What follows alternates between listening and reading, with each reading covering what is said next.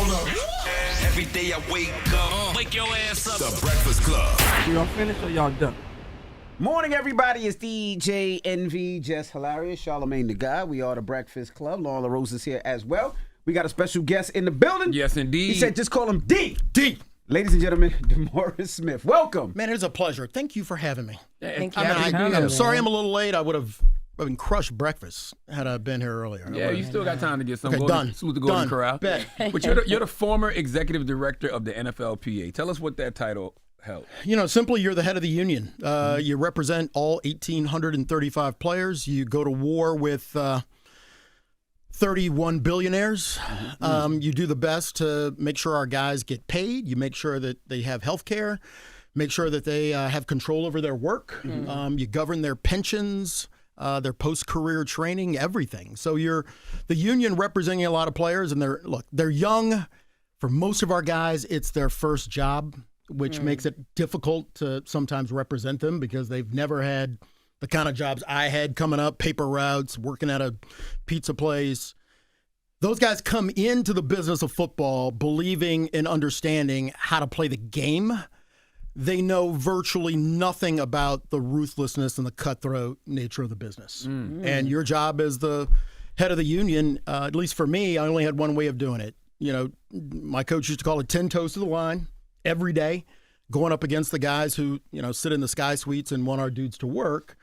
And then the other thing is, man, just tell the guys the truth. And sometimes they don't want to hear it because they've grown up in a culture of football that rewards them for everything they do on the field. And they have a misunderstanding that Jerry Jones doesn't care. Wow. And Robert Kraft doesn't care. That's real. And, there's always that sign on draft day that says, welcome to the NFL family. And I told the same rookies for 14 years, you are not in the family because you are not in the will. Ooh. Ooh. It's reality. I mean, again, some guys don't like to hear that because it's a little brutal. That's where I came from, and that's kind of the way I know how to do business. But you're not in the will. What's the most difficult thing you have to deal with being head of the union as far as dealing with teams? What's the worst thing the most thing that they hate giving up? And I'm sure you can say money. Control. What type of control? All of it. I forget who it was, listening to Dion, who was always great to me. He always had this line, you either chase the game or chase the bag, right? The bag, you chase the money, and sometimes our guys are just focused on the money. What drives the NFL is control. They want to control everything. And they, for example, up until 2011, the National Football League had the unilateral right, exclusive right, to add as many games to the schedule as possible. Which is crazy. Yeah. They could have gone up to 21 games, 23 games if they wanted to. I mean, I'm a little older than everybody else in the room. Don't say anything else. Happy birthday. Thank you, brother. But I remember a 14-game season. I remember a 16-game season. When it went from 14 to 16, the players never got any more money. Wow. I didn't know that. Nobody does, right? It's control. So they don't get paid for the extra game? No. From when they went from a 12-game season to a 14-game season to a 16-game season, they never got an increased share of revenue. Oh, I get it, because their contract is already set for the year. You just spread out the money longer, right? Yeah. And even guys, when I came in 2009, didn't understand that, right? Yes, revenue increases, so the cap goes up. But it's just like, you're working I worked at Jerry's Sub Shop, right? You work Monday through Friday, Boston, give how you deal with your life or what you've got going that day. But if the guy comes in and says, hey, man, I got a good idea. Everybody's going to work on Saturday and Sunday. First question out of my mouth would be what? How much overtime am I going to get? When they went from 12 to 14 to 16, the players never got paid overtime. That's crazy. So in 2011, we went through a war. They declare a war on us. I do war. The big win for the players in 2011 was we wrestled back that unilateral control, and we got the ability to govern our work. So, that resulted in you fast forward to 2020, the league wanted a 17th game, fine. The players wanted a 17th game, fine. Some players didn't want a 17th game, fine, but it's a democracy. So the players voted for a 17th game. The kicker there was the league bought a 17th game in 2020 for approximately $1.6, $1.7 billion over a 10-year period. It was a game they had for free in 2011. Like the game of football, the reason I wrote the book, it's about power. And I think that at the end of the day, I never wanted a football book because I'm not a football guy. My high school coach will tell you I was probably the worst high school football player he's ever seen. But I wanted to write Turf Wars because it's about power. I love the header. It says the fight for the soul of America's game. Because I thought to myself, does the NFL have a soul? The NFL does not have a soul. Exactly. The players have a soul. Okay. Right? And the NFL is the largest, most unregulated, socialistic business in America. Break that down. The NFL privatizes their wealth and socializes their cost, right? So you think about stadiums, for example. Every state and local government goes through a referendum to get taxpayers to pay for the owner's stadium. We pay for it. He keeps the profit. So what they do better than anybody else in the country, there are no 10Ks. There are no 10Qs. There is no annual report. There's no public board of directors. There's no SEC control. There's no attorney general control. There's no state attorney general control. They are a completely unregulated business. Up to a few years ago, the NFL league office was a 501c6 nonprofit. They're going to do $25 billion next year. How can a corporation like that be a nonprofit? Not a corporation. How? But I'm saying, how can they not be a corporation? Got time? Break down a little history? Please. All right. So first thing that happens in 1960s, they have the AFL, American Football League, and the NFL. Those two entities merge, right? So think about it like Lowe's and Home Depot, right? If Lowe's and Home Depot merged, what would be the price of a hammer? $500. Whatever they want. Right? Because there's no competition. Yeah, absolutely. In the 1960s, that's exactly what the NFL did. They became the merger of Lowe's and Home Depot. So they merged. The only way they could merge was they needed special legislation from Congress, which they got. So think about it. The taxpayers, who these dudes are supposed to work for, allowed the NFL and the AFL to merge, which basically meant they eliminated all of the competition from now until the end of time. First thing that happened. Second, under the Sports Broadcasting Act, they also have the unique ability of negotiating singular television contracts. So instead of the Rams doing a TV contract or the Patriots or anybody else, the NFL does one big TV contract a year. Virtually nobody else can do that. So they've cornered the market on the merger, cornered the market on media. At the end of the day, all of the teams are not corporations.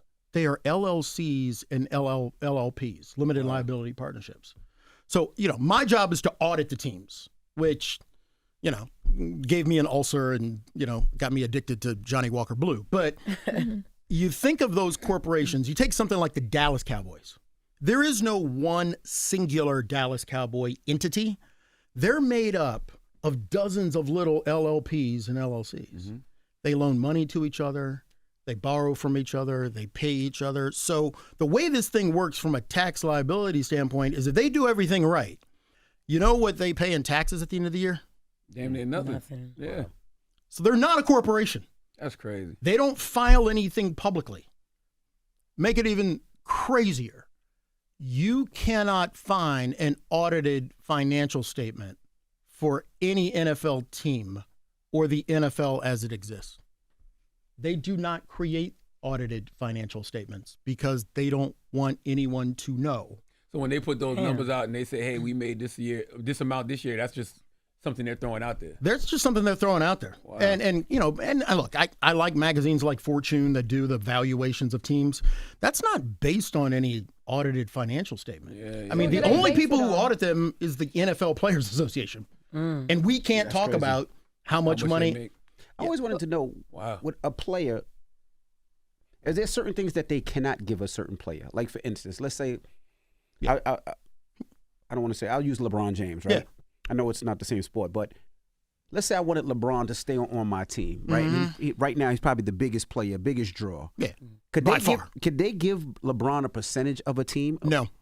Why is not? Because I always wondered, like, even like a Michael Jordan. Why didn't you ask about an NFL player? I don't want to know how because I'm trying to think of a player that's super duper big. Yeah. Who has the leverage? Who has the leverage to like get Patrick it? Tom Mahomes. Brady. Yeah, Patrick Mahomes. Or Brady. Yeah. Tom. Because like somebody like that, would they give him a percentage because they built that? Would they? Would they is a different question. I think the answer is no. No team wants to give a player a share of the team because no team wants to give up that control. Right? But to your question, can they pay them that if the player demanded? No, because that would be a violation of the salary cap.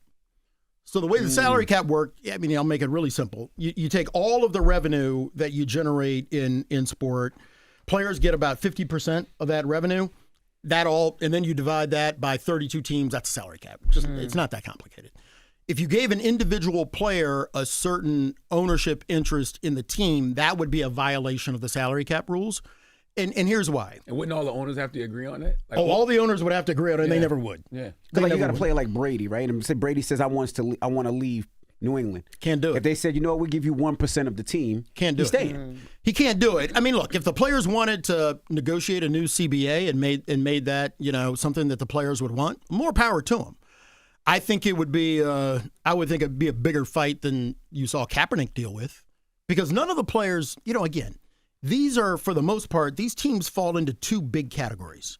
Either they are family-owned teams, the Rooneys, the Maras, the Hunts, or it's a set of owners who made some outside money and they've bought a team and they're generating money for their own. They do not want to share anything, right? I mean, I'll give you the best example.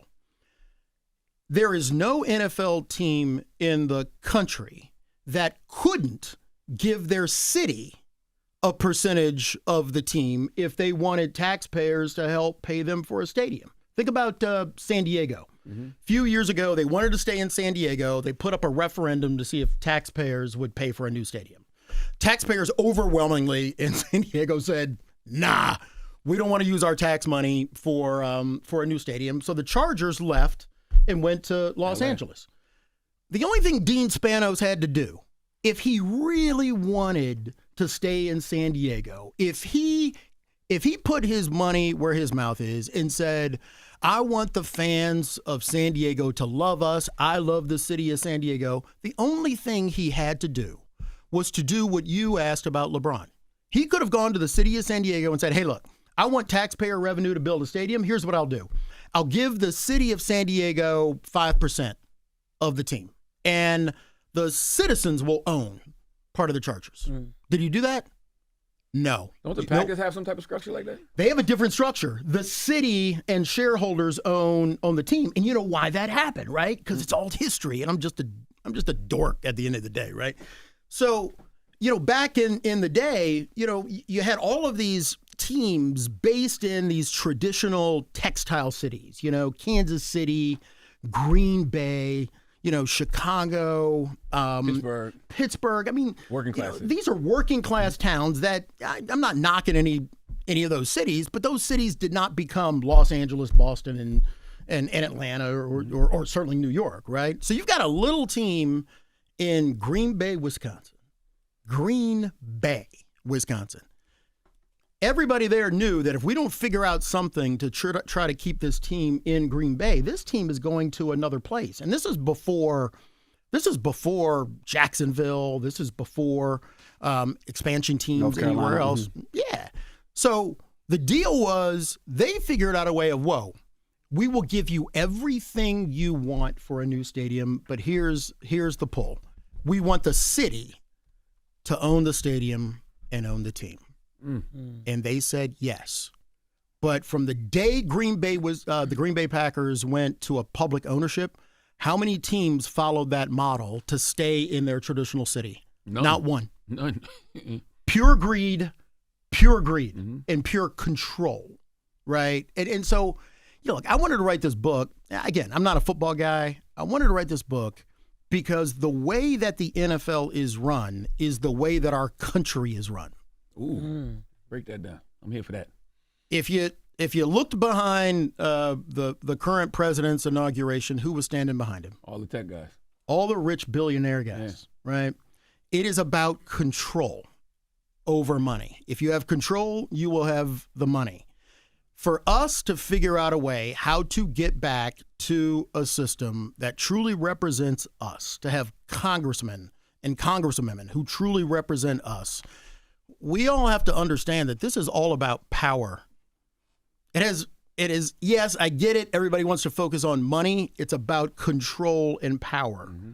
And if you are either unwilling or unable to go 10 toes to the line to confront power, like a players union did for 15 years, you're just going to get your ass beat. And the reality is, man, you can, I love the 8 years of Obama, but everything from the middle end of his term until now, we lost the women's right to abortion. Mm-hmm. We have lost the Voting Rights Act. We have lost the ability to control redistricting and gerrymandering in state houses. D.C., my home city, is a home city that's got the National Guard patrolling. Let's get it clear. They're only patrolling the safe areas in D.C. Let's not get it twisted, right? They're not in – the National Guard is not in Southeast where I grew up. Really? They're downtown at Union Station. Where nothing's happening. I mean, unless somebody drops an ice cream cone. Right. You know, but again, you know, you're looking at a president that literally federalized the occupation of the nation's capital. And that's where I grew up. That's where my parents grew up. But this is a president and a party that has run roughshod. And I'm a Democrat. Mm-hmm. They have run roughshod over the Democratic Party for the last 15, 20 years. Not even close. You're absolutely right. It's been a blowout. Been a blowout. and my critique of the Democratic Party, a misunderstanding of power. These people are not to be negotiated with. They are not to be trusted. Mm. You cannot sit there and decide that you are going to make some sort of agreement with them and expect for them to hold up their side of the agreement. They're not going to do it. So let me ask you a question then. If the Democrats, based off this analogy, are the players and the Republicans are the owners, who's the NFLPA? NFLPA is the players. NFLPA is the NFLPA is a union, man. So who are the Democrats in this situation? Democrats in this situation, I mean, it's put it this way. I mean, I had a rough fight over 15 years. I mean, everything from Deflategate to Ray Rice to Cap to COVID. Mm-hmm. I'm not saying we won every fight, but we fought every fight.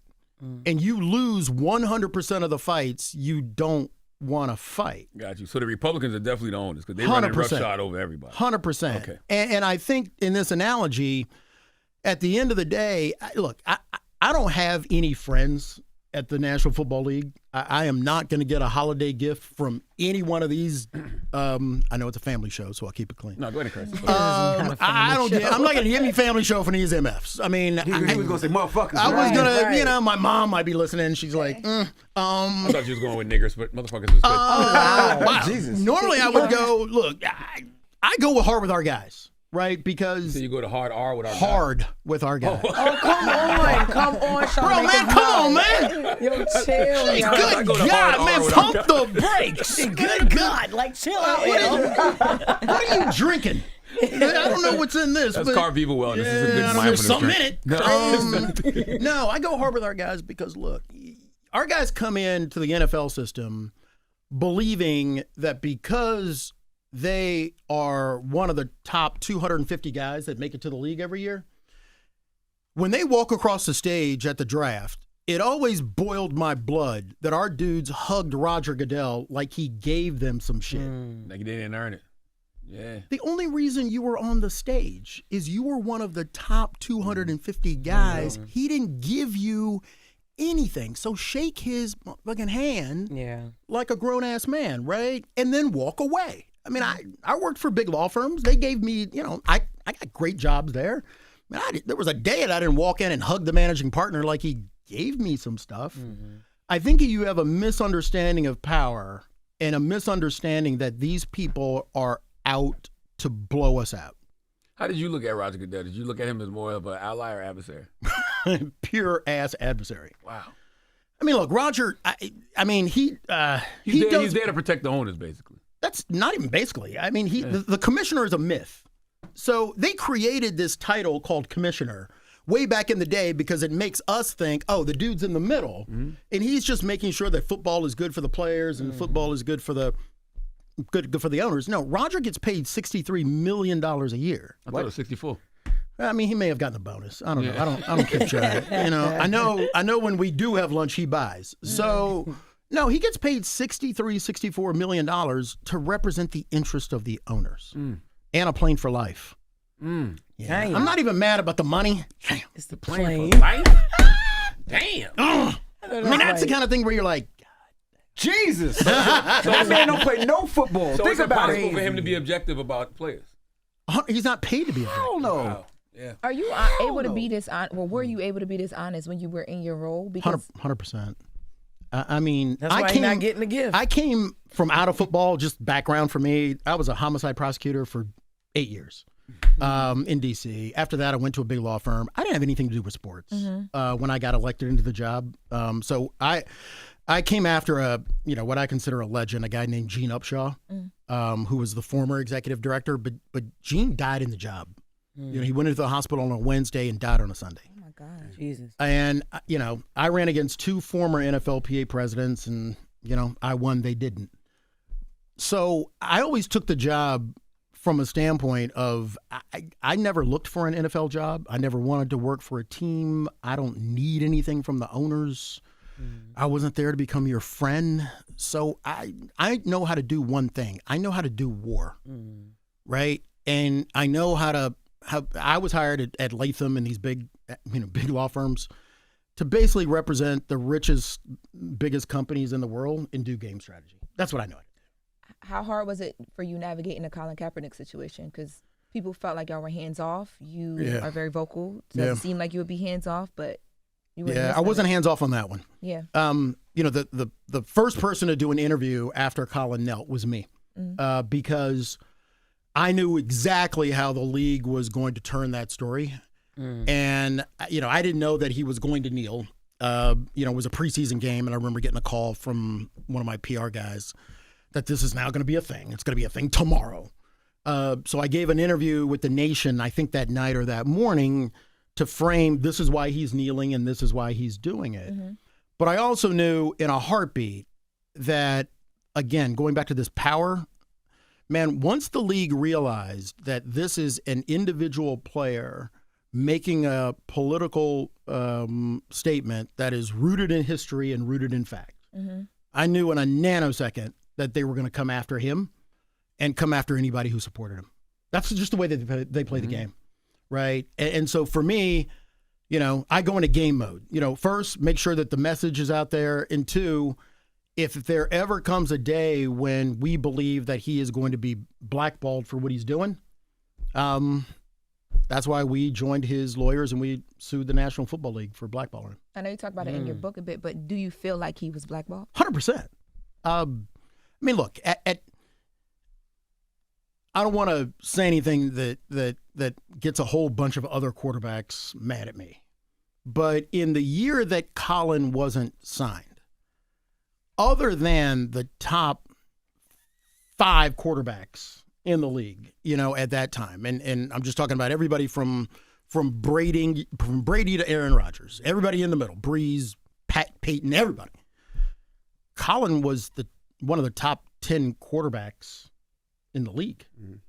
I mean, everybody. There were a bunch of other guys who had jobs, quarterback jobs. I don't think it's close that he was better than 50% of the starting quarterbacks in the National Football League at the time. So when he worked out with the Raiders, or when I know when Rock Nation had put together the workout that he was supposed to go to, but then he went somewhere else. The one in the tryout in Atlanta. Yeah. What do you think of those 2 situations? Were they just for show, or what do you think? Hey, look, nobody was more stunned than me that he didn't go through with that tryout in Atlanta. I know that there was a fight over some waiver or something like that, but there were a bunch of college scouts there. I'm sorry, a bunch of pro scouts there. Sorry about that. Pro scouts there. And he decided, for his own reasons that he wasn't going to throw that day. That surprised me. It disappointed me a little bit. He did go throw. He just went up the road. He did. He went to a high school. High school, yeah. Where all the scouts weren't. Yeah. Yeah. And I just can be blunt, right? But there were also dudes catching for him that day who were looking for jobs too. They didn't go to the high school field. Oh, got you.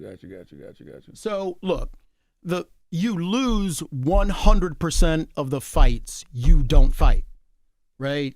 If I would have had to wave a magic wand, would I have wanted him to go throw that day in front of a bunch of scouts and show off that freaking arm and show off, his feet and his footwork? Yes. You think it would have been hard to keep him out of the league after that if he had a good showing? Yes. Yeah. Because I think the pressure shifts, right? I mean, everybody was there in Atlanta. Press was there. Scouts are there. Man, he is going to do well.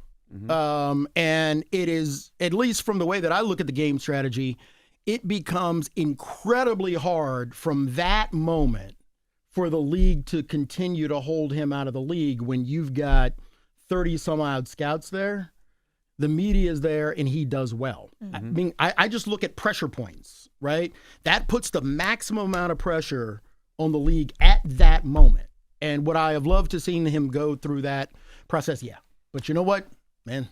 From your standpoint, I just got a couple more questions about the Kaepernick situation. Why him, though? Because he wasn't the only player kneeling. So he was the guy that started it.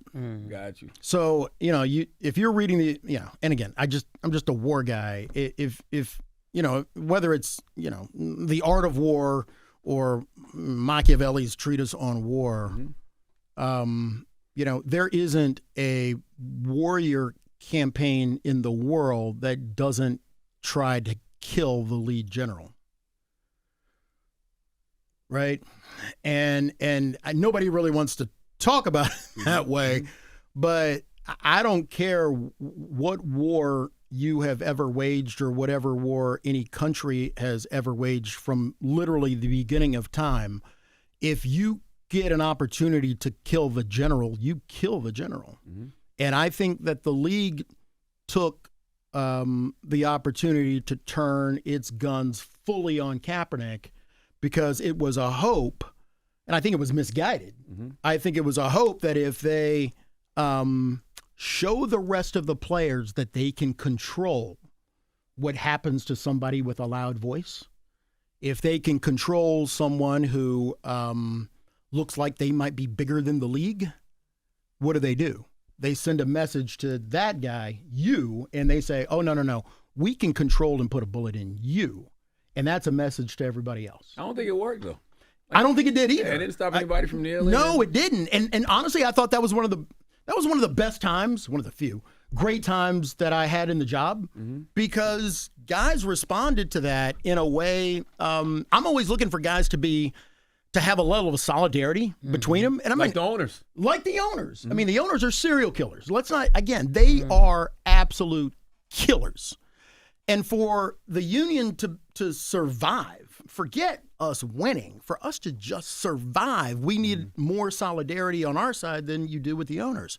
And that's what you saw with our guys. And then that night after the president gave that speech in Huntsville, where he called and said, wouldn't it be great if every owner, right? I mean, I am sure that he did not understand that he called every NFL player's mothers son of a bitch. A bitch. A bitch. Yeah.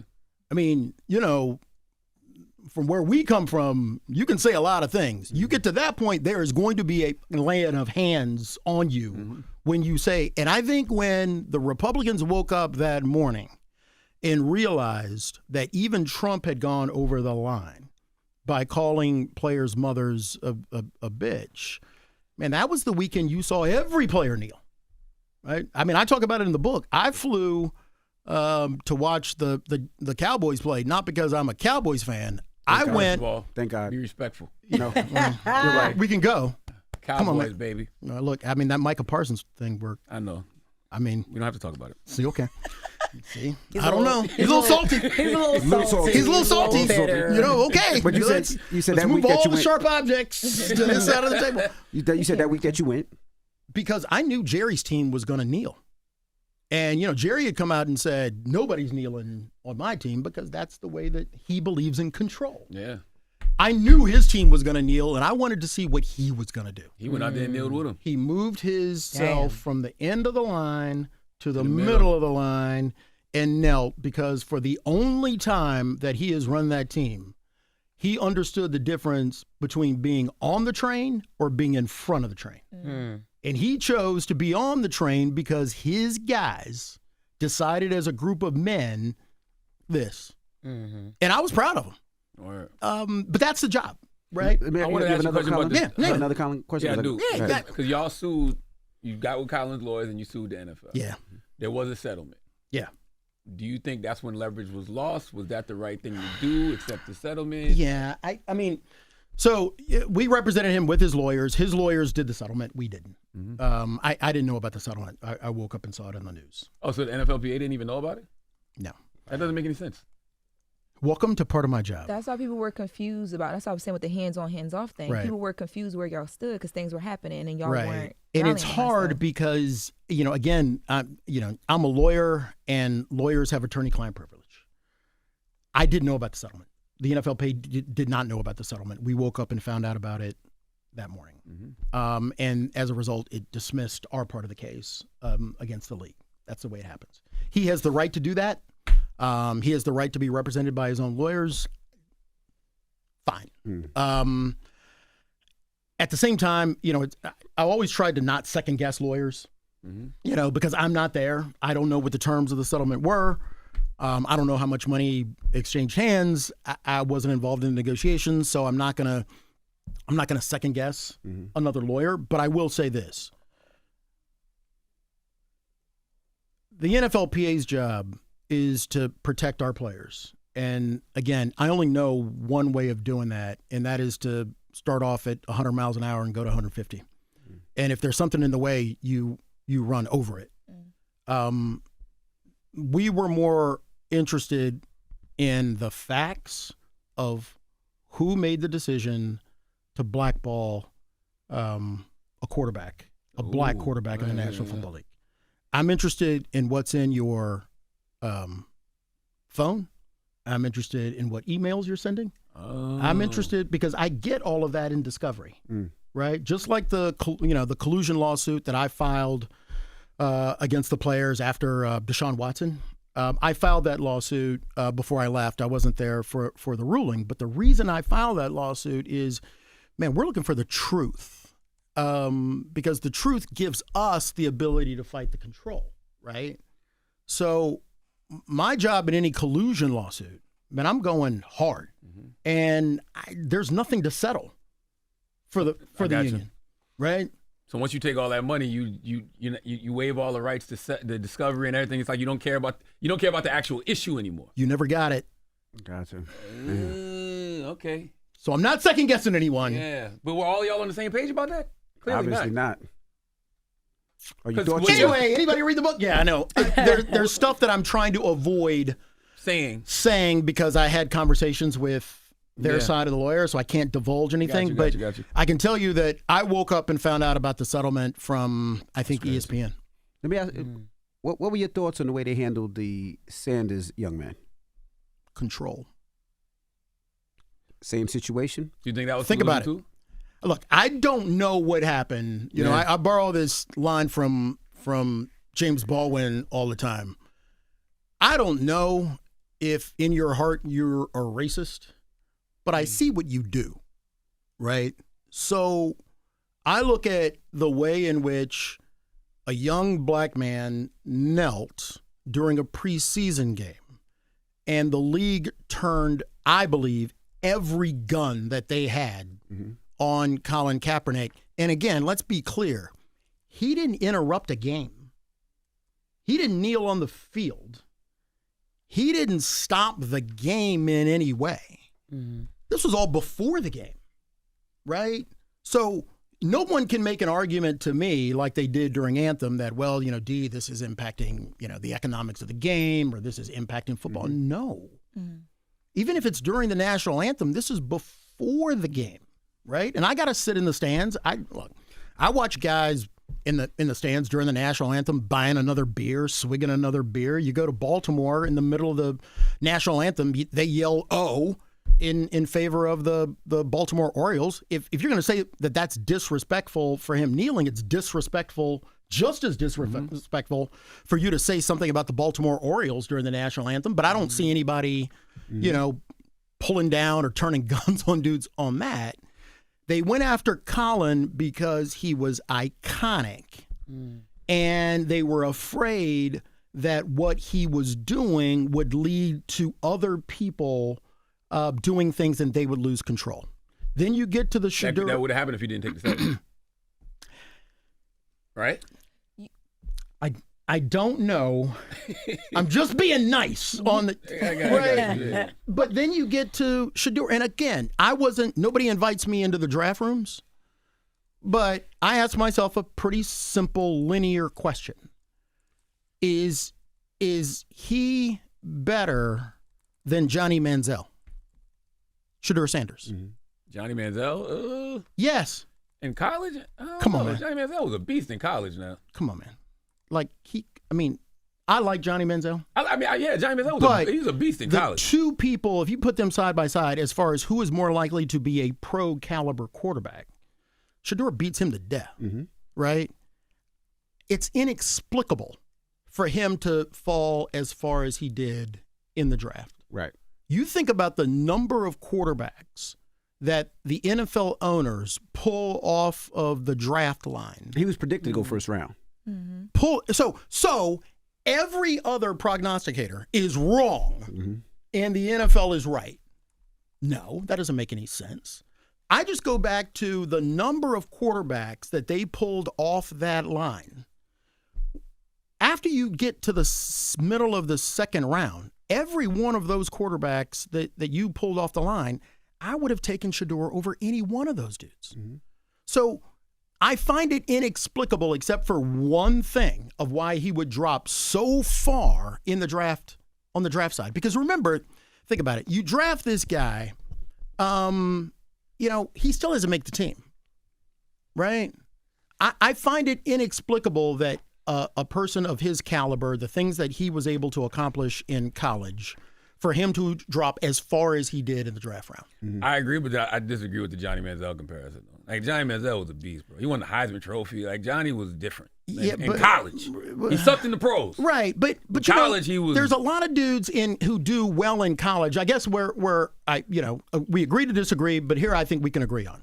There's a lot of guys who perform in a college system whose size and skill will not make them terribly successful in the pro system, right? And I think that when you look at the arm strength and the size of Shedeur, and what he was able to demonstrate in college, both with his feet and his ability to throw, just crazy, right? What he was able to do in college mimicked what I thought he should be able to do in the National Football League. But fine, we can disagree about all that. I keep coming back to this guy dropped so far in the draft despite everybody rating him at a much higher level. And also the people I think people were waiting. Like his debut, I think it's 2.2 million views. It was that's most just ratings, though. That has to do with play. But doesn't so he plays well? We know that, right? But and I love Shedeur, but he is though. third string on the Browns right now. He is. But how much does a team want to? This is through training camp. This is through practice. You know what I'm saying? He's third string on the Browns right now. I guess what I would say is there are. I'm sorry. What was the question? I was just asking, how much does that matter? Like, because people wanted to see him. None. To an NFL scout, NFL coach, quarterback coach, man, they don't care about likes, man. They care about whether you can deliver the ball in a 3x3 box with you running right, throwing right, and whether or not you can throw that ball on a line for 30 yards. That's what they care about. That's all they care about. My point is, coming out of college, when you take all of the predictors about Shedeur, did all of those predictive qualities point to him going higher than when he came out? Yes. And again, I don't know, but I do know one thing. There is not an NFL owner that liked the way in which he carried himself in college. That is not their vibe, right? You know what's so interesting about this conversation? And I feel like, and I'm just going back to this because I feel like if Colin Kaepernick hadn't have settled and went through with the collusion and y'all were able to get these emails and everything else and prove who was doing what, owners would never be able to collude against a player like they did Shedeur ever again. It would have set a new precedent. Or they would never be able to collude against players like we found out in the most recent lawsuit. Yeah. I mean, John Gruden? No, this was I filed a lawsuit against the National Football League that they were colluding against players getting free agent contracts. Wow. I filed that in 2022 or 23. Wow. I was gone by the time the arbitrator ruled on the case. And not to throw any shade on my successor, but it's easy. Damn. Well, facts hurt, right? And so for whatever reason, it's still mind-boggling to me. My successor, who's gone now, decided that they would enter into a secret agreement with the league and not tell the players about the result of the lawsuit. And for whatever reason, my successor told the players that the players lost the collusion lawsuit that I filed. When in reality, the arbitrator found that the management council that runs the National Football League colluded and urged teams not to give guaranteed contracts to players. Damn. Now, that's something that I would have told the players because, first of all, they're entitled to know. And second, as soon as I would have found out that the owners who run the league, Kraft, Jones, Mara, Rooney, all of those guys are on their executive committee. Once I would have found out that those people told the teams to not do guaranteed contracts, I sue on behalf of every player going back to 2015. Wow. That's what I would have done because, look, you lose 100% of the fights you never fight. So when you find out the owners are colluding, then what happens? Like, in this case, what's the consequences for them, rather? For the owners, it could be cataclysmic. I mean, think about it. If there were a player who, I'm just going to try to make the math easy. Let's just do Lamar. If Lamar or Russell Wilson or any of these guys, the young man in San Diego, Herbert. The Chargers, Herbert. Let's just say that he wants a fully guaranteed contract. And just to make the math easy, he wants a fully guaranteed contract at $300 million. And the owner only gives him a contract of $150 million guaranteed. Theoretically, your damages are between $150 million and $300 million that he didn't get, times every player that didn't get a fully guaranteed contract. So, historically, if you think about the one of the reasons the Major League Baseball union became so powerful, yes, they went through a strike in 1994, but what really broke the owners in the 80s and the 90s, the baseball owners, they lost collusion cases. Lost them. And wow. It's billions. So Kaepernick could have started precedent. Anyway, read the book. He wants me to I'm just trying to make it simple for people. I'm not trying to. I don't. This ain't even about him. This is about how that precedent could have been started to take these owners out. It's about the strategy of power. Yes, because you write in the book, owners aren't stupid. Morons on occasion, but not stupid. They realized long ago that a single massive army is more powerful than 32 regional ones, especially while fending off an attack. And it made me think about it because you can have all the money in the world, but it's their unity and group operation 100% that keeps them in power. 100%. Man, you want to be the next executive director of the NFLPA? No. All right. I guess I had to do a pitch. You can't give it too much. Pick up the Turf book. Wars. Thank you, guys. Appreciate it. You need to do Bill Simmons' podcast, man. I would love to. Yeah. You I should would do love to. Bill's podcast. I would love to. I think y'all would have a great convo. I would love to. Turf Wars, DeMarcus Smith. Thank you for having me, man. Demaurice. D. Demaurice. D. But how do you pronounce it? Just so Demaurice. Demaurice. Demaurice. Okay. Yeah, my mom My mom wanted to call me La Canard, or my dad did, but thank God my mother stepped in. My name's Leonard. That's close. Yeah, but La Canard is the duck. La in Canard. French. Yeah. La Charlamagne Canard. prefers That would have been a little bit rough. Why? Would you look like a duck when you was born or something? Damn, See, that's good. crazy. We gonna end on that? That's See, man, it's wild. just, I just, crazy. man, it went from, we were on such a high I note. know. So did you Come on, look sit like over a duck here. when you was born? Sit over here. No, that's good. No. Charlamagne prefers But the Leonard beauty. means, You know what he's mad? He's mad about the Cowboys thing. Yeah. It's a little salty. And what was she was gonna name you? La Canard. She was. My dad wanted to name me La Canard. La Canard. But Thankfully, my mother Leonard- was like, no. Yeah, Leonard means clown. Mm-hmm. So yeah. Wow. Real crazy. Jess D, we means appreciate you. Thank you That means guys. what? lover. I sure Man, do. this just thing went. D, we out of here. This thing went off the rails right at the end. Pause. Dangerous show. Thank you, brother. It's the Breakfast Club. Good morning. Hold up. Every day I wake up. Wake your ass up. The Breakfast Club. Y'all finished or y'all done?